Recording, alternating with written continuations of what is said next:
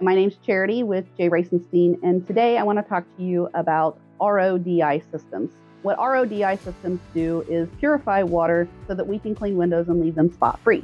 RODI systems have three main components: a carbon filter, an RO membrane, and then a DI. Water from your spigot at your house or business will come in and go into your carbon filter. You never want to hook your spigot directly up to your RO membrane. Your RO membrane will be affected by chlorine in municipal water. Your carbon filter does a few different things. Your carbon filter will stop any large debris from coming through from your spigot. So I actually live in the country and have a well, so my carbon filter will grab the large part of anything coming through the water. And if you live in the city, it will take any chlorine or chemicals out and neutralize them so they don't damage your RO membrane. Carbon filters can come in a variety of sizes, anything from a 2x10 all the way up to a 40-inch carbon filter. How do you know when it's time to change your carbon filter? Most people aren't going to know this, but it's actually tracked by how many gallons it is processed, and you're going to go according to manufacturer's recommendations. However, you can't replace it too often. Your carbon filter needs to be changed every 3 to 6 months depending on use and size. My recommendation, replace it no less than every 6 months. When the water leaves your carbon filter, it goes into your RO membrane. Your RO membrane does the most work for your RODI system. Your RO membrane should be removing about 90% of the TDS.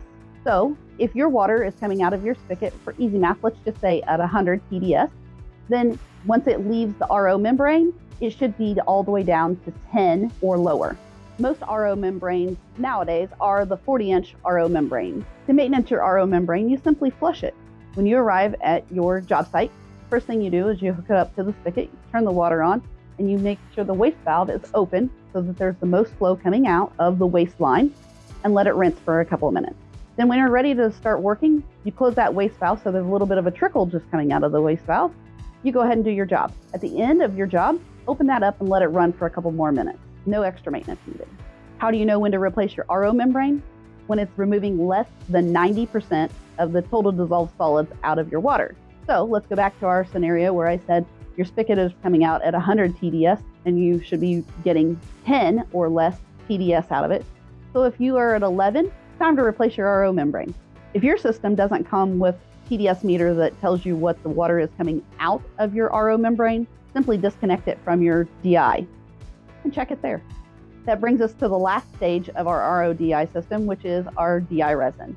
So the DI resin is consumed based on the quality of the water when it's coming out of your RO membrane and going into your DI.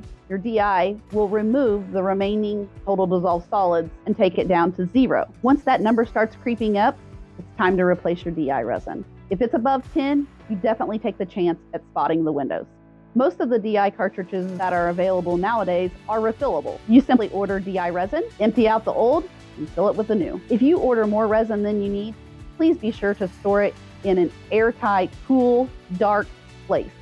You do not want it to dry out. Personally, how we store it with my company is we put it in a 5-gallon bucket inside of a trash bag, inside the container that it comes in with a lid. I hope this has helped you learn a little bit more about your RODI system and how it functions. As always, if you ever have any questions, whether the system is a Pro Tool system or one that you've bought from Racenstein, give me a call. I'm always willing to help. J.Racenstein.